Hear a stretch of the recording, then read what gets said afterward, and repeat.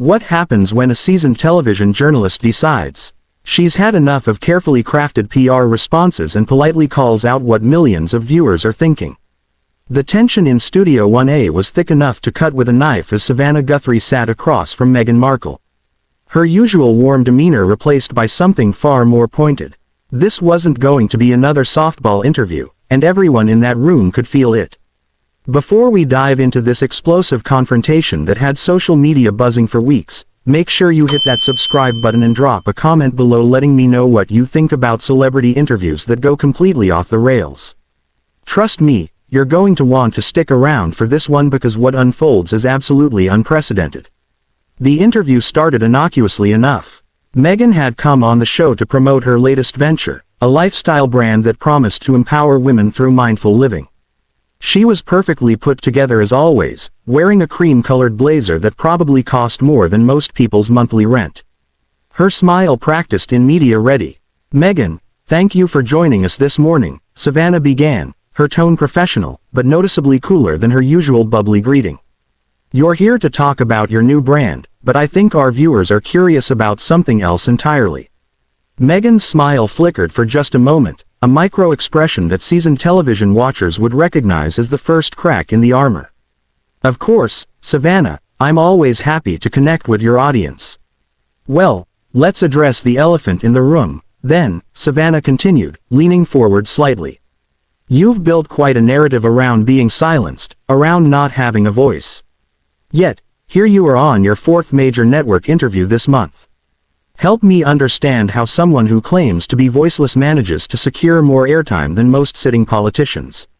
The studio fell silent. Camera operators exchanged glances. This was not the gentle human interest piece that had been scheduled. Meghan's media training kicked in immediately, her posture straightening as she prepared to deflect.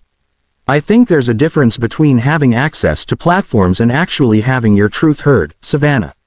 When you're constantly fighting against a narrative that's been constructed about you, sometimes you have to speak louder to be heard above the noise." But Savannah wasn't backing down. She had clearly done her homework and her next question landed like a precision strike. "Your truth. That's interesting phrasing. Because I've been looking at the timeline of events you've described in various interviews and there seem to be some significant inconsistencies. For instance, 3 months ago, you told another network that you felt completely unprepared for royal life, that no one helped you understand the protocols, but we have footage from your engagement interview where you specifically mentioned the comprehensive briefings you received." Meghan's jaw tightened almost imperceptibly. The cameras caught everything, zooming in on her face as she processed this unexpected challenge. This wasn't supposed to happen. Media appearances were supposed to be controlled environments where she could shape her narrative without pushback. "I think context matters, Savannah. What I meant was that while there were briefings about protocol, there wasn't emotional support for what I was experiencing personally. The institutional aspects and the human aspects are completely different things." "Are they though?" Savannah pressed. "Because you've made some pretty serious allegations about racism within the institution. These aren't just personal grievances. These are accusations that have damaged relationships and reputations. Don't you think the public deserves specifics rather than vague implications?" The temperature in the room seemed to drop several degrees. Meghan's media-friendly facade was beginning to crack under the sustained pressure of actual journalism. She shifted in her chair. A tell that body language experts would dissect frame by frame in the hours following the broadcast. "I've been very clear about my experiences, Savannah. I'm not going to relitigate every detail of what was an incredibly painful time in my life just to satisfy people's curiosity. But that's exactly what you've been doing, isn't it?" Savannah's voice remained calm, professional, but there was steel underneath. "You've made a career out of relitigating these experiences. The interview that broke the internet, the Netflix series, the book deals, the podcast. At what point does sharing your pain become exploiting your pain?" Meghan's eyes flashed with something that looked suspiciously like anger, though she tried to mask it with a look of hurt, bewilderment. "I find it interesting that when women, especially women of color, speak about their experiences, they're accused of exploitation. Would you ask a male CEO who wrote about overcoming adversity the same question?" Savannah didn't miss a beat. "Actually, yes, I would, and I have. But we're not talking about overcoming adversity in business. We're talking about making allegations that you refuse to substantiate while simultaneously profiting from the controversy. Those allegations create, that's not empowerment, that's manipulation. The word hung in the air like a slap. Meghan's composure finally cracked completely, her carefully constructed mask slipping to reveal something much less sympathetic underneath. I'm sorry, manipulation. Are you seriously suggesting that sharing my truth about experiencing racism is somehow manipulative? I'm suggesting that making serious accusations without providing evidence while building a media empire around those accusations raises legitimate questions about motivation, Savannah replied evenly. Questions that any responsible journalist should ask. Meghan looked around the studio as if seeking rescue, but the crew remained professionally focused on their jobs. There would be no cavalry coming to save this interview.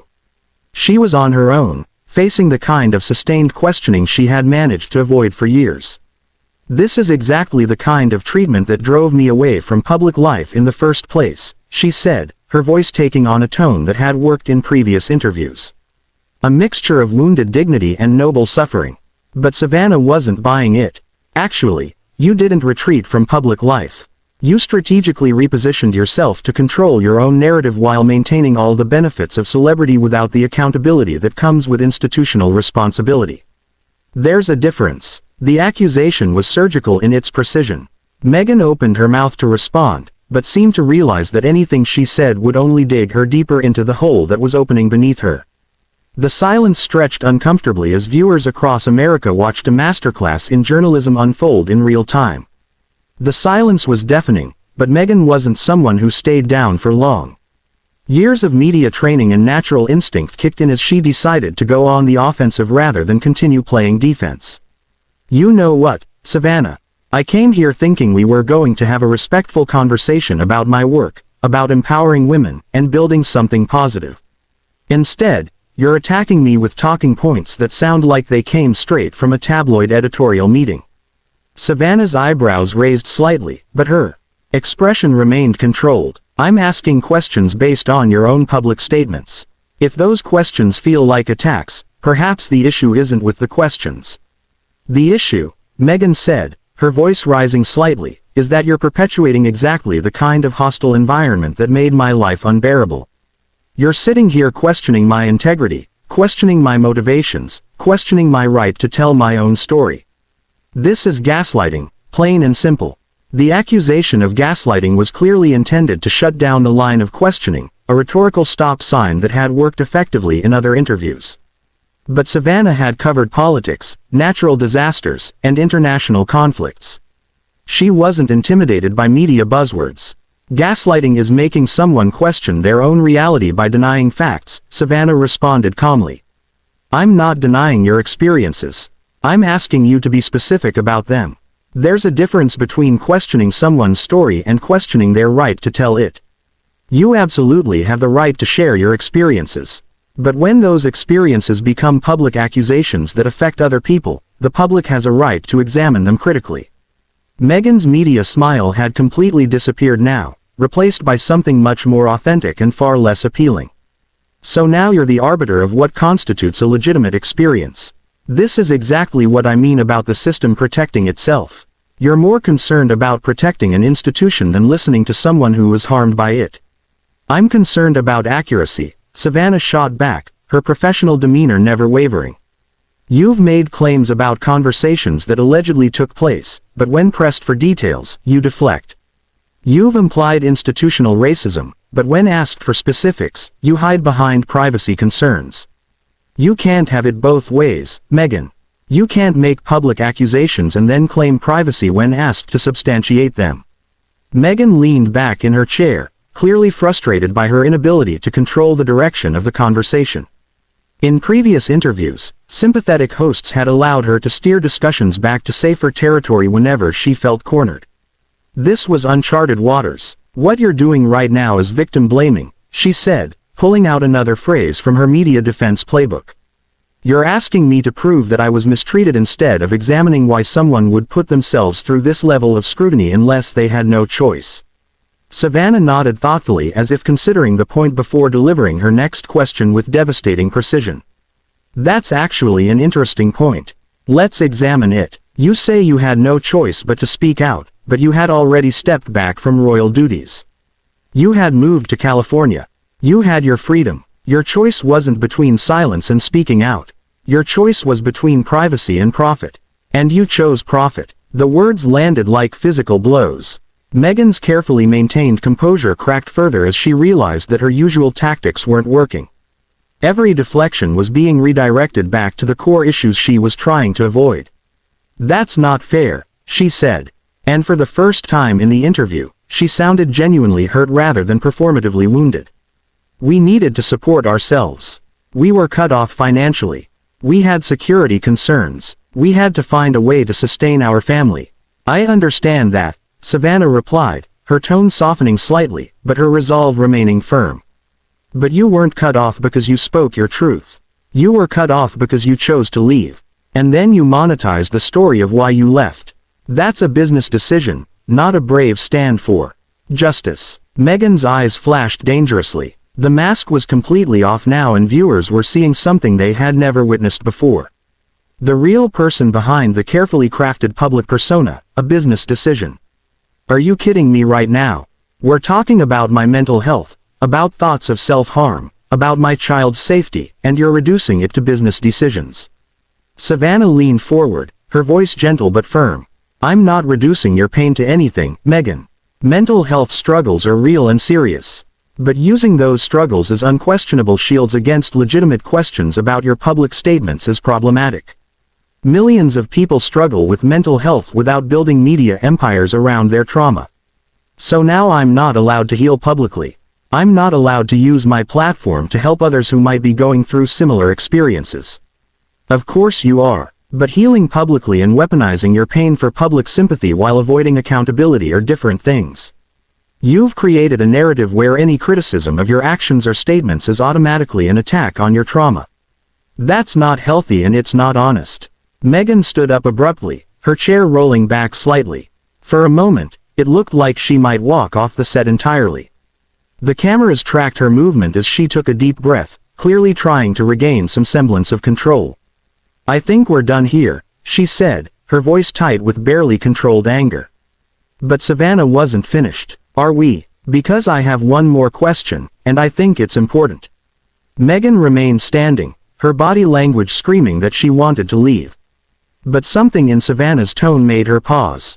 "You've spent years talking about the importance of truth, of authentic storytelling, of giving voice to the voiceless. But what about the voices you've silenced? The staff members who signed non-disclosure agreements. The family members who can't respond to your public allegations. The friends who've been cut off for refusing to participate in your narrative. Where's their truth in all of this?" The question hit its target with surgical precision. Meghan's face went through a series of micro-expressions. Anger, surprise, calculation before settling on something that looked almost like defeat. "That's not how this works," she said quietly, sinking back into her chair. "When you're the one with less power, when you're the one who's been marginalized, you don't owe your oppressors a platform. But you're not powerless now, are you?" Savannah pressed. "You have Netflix deals, book contracts, speaking engagements worth millions. You have a platform that reaches hundreds of millions of people. At what point does the narrative of powerlessness become a choice rather than a reality?" Meghan was quiet for a long moment, staring at her hands folded in her lap. When she looked up, there was something different in her eyes, a kind of raw honesty that hadn't been there before. "You really want to know the truth, Savannah? The truth is that I thought I could do it better. I thought I could take all that privilege, all that platform, and actually make a difference. But the system is designed to break you down, to make you choose between conformity and destruction. So, I chose a third option. I chose to leave and tell my story on my terms." For the first time in the interview, Savannah looked genuinely interested rather than skeptical. "And how's that working out for you?" The question hung in the air like a challenge, and for a moment, Meghan seemed to consider giving an honest answer. But years of media training and self-preservation kicked in, and the vulnerable moment passed as quickly as it had arrived. "It's working out exactly as it should," she said, her defensive walls rebuilding in real time. "I'm living authentically. raising my children away from toxic environments, and using my voice to advocate for important causes. Savannah studied her carefully, recognizing the retreat back into talking points. But are you though? Because from where I'm sitting, it looks like you've traded one kind of performance for another. Instead of royal protocols, you have media narratives. Instead of palace handlers, you have PR teams. You've gone from being managed by one institution to being managed by another. That's completely different. Meghan snapped her composure, slipping again. Now I have agency. Now I get to choose. Do you though? Savannah's voice was almost gentle, but the question was surgical because it seems like you're trapped in this story now. Every interview, every project, every public appearance has to somehow reference your royal experience. You can't move forward because you're financially and professionally dependent on looking backward. Meghan's face flushed with anger. But underneath it, there was something else. Something that looked suspiciously like recognition. You don't know what you're talking about, don't I? When was the last time you had a conversation in a major interview that wasn't about your time? In the royal family, when was the last time you were asked about your ideas, your creativity, your vision for the future without it being filtered through the lens of your past grievances? The silence that followed was different from the earlier pauses in the interview. This wasn't Meghan calculating her response or trying to deflect. This was the silence of someone confronting a truth they had been avoiding. I'm building something new, she said finally. But her voice lacked conviction. Are you? Because your lifestyle brand, your podcast, your media projects, they all seem to orbit around the same central theme. You as victim, you as survivor, you as truth teller. That's not building something new, Meghan. That's building a monument to your grievances. Meghan's hands clenched in her lap, her knuckles white with tension. You have no idea what it's like to have your entire life dissected by strangers, to have every word twisted, every action questioned. You're right, I don't, Savannah agreed. But I do know what it's like to be a journalist, and I know the difference between accountability and persecution. What I'm doing right now, asking you direct questions about your public statements, this isn't persecution. This is journalism. This is ambush journalism. Meghan shot back, her media training, finally abandoning her completely. This isn't what we agreed to. I came here to talk about empowerment, about positive change, and you've turned this into a character assassination. Savannah leaned back slightly, her expression remaining calm despite the escalating tension. I asked you about inconsistencies in your public statements. If that feels like character assassination, perhaps the problem isn't with the questions. The problem, Meghan said, standing up again, this time with clear intent to leave, is that you've already decided what you think about me, and nothing I say is going to change that. This isn't journalism, it's performance. Sit down, Meghan. The command was quiet but firm, and something in Savannah's tone made Meghan pause mid-step. Because if you walk out of here right now, you prove everything your critics have ever said about you. That you can dish it out, but you can't take it. That you can make accusations, but you can't handle questions. That you're exactly the kind of person who demands accountability from everyone except yourself. Meghan froze, caught between her desire to escape and her recognition that walking out would be a public relations disaster. Slowly, reluctantly, she sank back into her chair. Fine, she said, her voice tight with controlled fury. What else do you want to know? I want to know why you think you're entitled to sympathy without scrutiny, Savannah said, her professional mask finally slipping to reveal genuine frustration. You've made millions of dollars telling the world how badly you were treated. But you've never once acknowledged that maybe, just maybe, some of the criticism you received was legitimate. Maybe some of the protocols you found restrictive actually serve important purposes. Maybe some of the people you've painted as villains were actually trying to help you succeed. Because they weren't, Meghan replied immediately. Everything I've said about my experience is true. I'm not questioning the truth of your experience, Savannah said with obvious patience. I'm questioning your interpretation of it. There's a difference between something being true and something being the whole truth. Meghan's jaw worked silently for a moment before she found her voice. So, what's your point, Savannah?